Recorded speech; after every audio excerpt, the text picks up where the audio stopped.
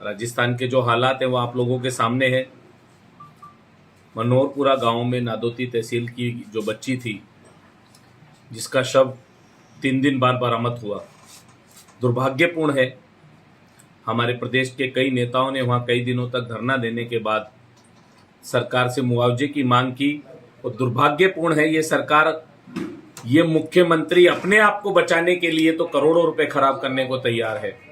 5 star hotel में 20-20 करोड़ रुपए का बिल देने को तैयार है।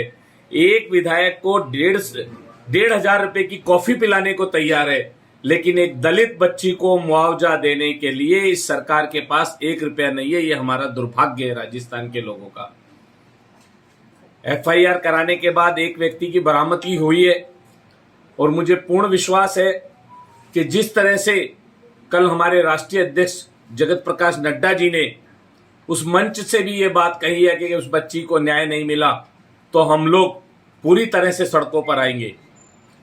मैं फिर से ये बात दोहरा रहा हूं, अगर दलितों के साथ अन्याय बंद नहीं हुआ तो आने वाले समय में इस सरकार को उखाड़ फेंकने की पहल भी ये दलित समाज ही राजस्थान के अंदर करने वाला है। ऐसा दलित समाज ने संकल्प लिया है।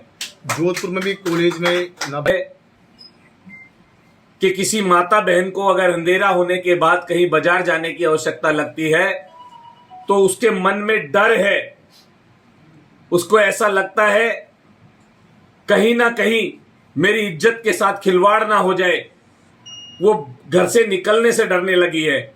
और आज राजस्थान की स्थिति बिहार जैसी हो गई है। ये राजस्थान के लिए दुर्भाग्यपूर्ण है। रेप में राजस्थान नंबर 1, महिलाओं को छेड़छाड़ में नंबर 1, पेपर लीक में राजस्थान नंबर 1 और तो और भ्रष्टाचार की घटनाओं में भी नंबर 1। पहला प्रदेश होगा जिसके अंदर भ्रष्टाचार के आरोप प्रूफ होने के बाद भी सरकार सरकारी कर्मचारियों पे जांच के लिए निर्देशित नहीं करती, उनके खिलाफ कार्रवाई की अनुमति नहीं दे रही है। इसका मतलब कि राजस्थान के मुखिया अशोक गहलोत, जो अपने आप को गांधीवादी बताते हैं और वर्ल्ड के सबसे झूठा मुख्यमंत्री अगर कोई है तो राजस्थान के अंदर अशोक गहलोत जी है। भाजपा के द्वारा नहीं सही राजस्थान में जो नहीं सहेगा राजस्थान अभियान जो चला रहा है उसके संयोजक के नाते मैं आप लोगों को ऑथराइज रूप से ये बात कह रहा हूं। राजस्थान की मांग थी, राजस्थान की जनता की मांग थी कि इस सरकार को नहीं सहना चाहती है। वो जनता की मंशा को ध्यान में रखते हुए हमने इस कार्यक्रम को कल प्रारंभ किया माननीय राष्ट्रीय अध्यक्ष जी ने, और मुझे लगता है राजस्थान का प्रत्येक व्यक्ति घर घर जाकर संपर्क करेगा, राजस्थान का कार्यकर्ता संपर्क करेगा, हमारी माता बहनें संपर्क करेगी और राजस्थान के आम आदमी तक ये संदेश पहुंचाने का प्रयास करेंगे कि अब राजस्थान के लोगों ने तय कर लिया है कि इस सरकार को नहीं सहेंगे और उखाड़ फेंकने की तैयारी में हम लोग जुट गए हैं। मुख्यमंत्री देखिए, मुख्यमंत्री कुछ भी कहे लेकिन सत्यता ये है, भामाशाह योजना को चिरंजीवी नाम देने से राजस्थान के लोग पागल नहीं बनने वाले। जनता रसोई का नाम इंदिरा रसोई रखने से राजस्थान के लोग पागल नहीं बनने वाले। राजस्थान की जनता इस बात को जान रही है कि केंद्र सरकार का घर घर नल योजना का जो 27,000 करोड़ रुपया राजस्थान में आया था, जिसमें से मात्र 5,000 करोड़ राजस्थान की सरकार लगा पाई है, ये राजस्थान की जनता समझ रही है। गहलोत साहब केंद्र सरकार के पैसों का उपयोग नहीं कर पा रहे और राजस्थान के लोगों को पागल बनाने का काम कर रहे हैं, झूठ बोलने का काम कर रहे हैं। झूठ की शुरुआत उस दिन से हो जाती है जब इस सरकार के मुखिया 10 तक गिनती गा के किसानों से कर्जा माफ करने का कमिटमेंट करते हैं। झूठ की शुरुआत उस दिन हो जाती है जब यहां का मुख्यमंत्री कहता है कि बिजली की दरें नहीं बढ़ाऊंगा और हर 6 महीने के अंदर सरचार्ज बढ़ाने का काम करते हैं। झूठ की शुरुआत उस दिन हो जाती है जब किसान को 100 यूनिट माफ करने की बात तो करते हैं लेकिन 2 ही घंटे बिजली देते हैं। किस किस बात पे गहलोत साहब ने राजस्थान की जनता को झूठ नहीं बोला, ये राजस्थान के लोग भली भांति जानते हैं। मुख्यमंत्री द्वारा कॉन्टेस्ट लगा दौरान निकाल कर बजट के अंदर इन्होंने इन सब चीजों का प्रावधान रखा नहीं। जैसे अभी मोबाइल की बात थी, आप मानते हैं कि एक महिला अपनी इज्जत से ज्यादा मोबाइल को महत्व देगी? मुझे तो नहीं लगता हमारे हिंदुस्तान की महिला ऐसी है। उसे समझ आता है कि रोज राजस्थान के अंदर 20 बच्चियों के साथ 20 महिलाओं के साथ दुराचार और अत्याचार होता है, क्या वो 2000 रुपए का मोबाइल लेने के बाद उन सब चीजों को भूल जाएगी?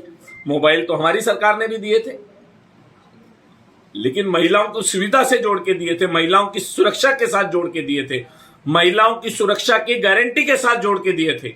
लेकिन अब सुरक्षा की गारंटी जैसी तो कोई बात गहलोत साहब करते नहीं है। उन्हें लगता है कि झूठे वादे कर कर, झूठी घोषणाएं कर कर मैं वापस सरकार में आ जाऊंगा, तो वो मुंगेरी लाल के हसीन सपने देख रहे हैं। उसमें मुझे लगता है कि किसी को कोई आपत्ति नहीं होनी चाहिए, सपना तो कोई भी देख सकता है। सर, बीकानेर के देखिए, हमने पिछले सेशन के अंदर विधानसभा के अंदर भी हमारे विधायकों ने एक क्वेश्चन लगाया था और उसमें सरकार से मांग की थी, दुष्कर्म करने वाले आरोपियों को उम्र कैद की सजा या फिर आत्महत्या का प्रावधान सरकार को रखना चाहिए। लेकिन उनकी सरकार के मुखिया ही बोलते हैं मर्दों का प्रदेश है, ये सरकार महिलाओं के लिए संवेदनशील नहीं है। इस सरकार का दुर्भाग्य है कि इसके अंदर ऐसे सरकार के अंदर मंत्री हैं जो महिलाओं का सम्मान करना तक नहीं जानते, तो वो विधेयक पे क्या पारित करेंगे। मैं आपको विश्वास दिलाता हूं, हमारी सरकार आएगी तो इस विषय को हम गंभीरता से लेंगे। आपको गांधी जी के प्रचिन्हों पे चलने वाला कहते हैं। उस सरकार के प्रभावशाली विधायक के क्षेत्र की नगर पालिका में गांधी जी की मूर्ति इतनी गंदी थी कि हमें उस मूर्ति की सफाई कर कर माल्यार्पण करना पड़ा। ये गहलोत साहब के ऊपर कलंक है। गहलोत साहब को सभी पूरे प्रदेश के अंदर बाबा साहब की, गांधी जी की और शहीदों की मूर्तियों पे, ज्योतिबा फूले की मूर्तियों की स्वच्छता की ध्यान रखने की चिंता नगर पालिकाओं को और पंचायतों को निर्देशित करना चाहिए, क्योंकि हम मोदी जी के निर्देशों पे काम करने वाले लोग हैं। हम जहां भी गंदगी देखते हैं उसे स्वच्छ करने का प्रयास करते हैं। धन्यवाद।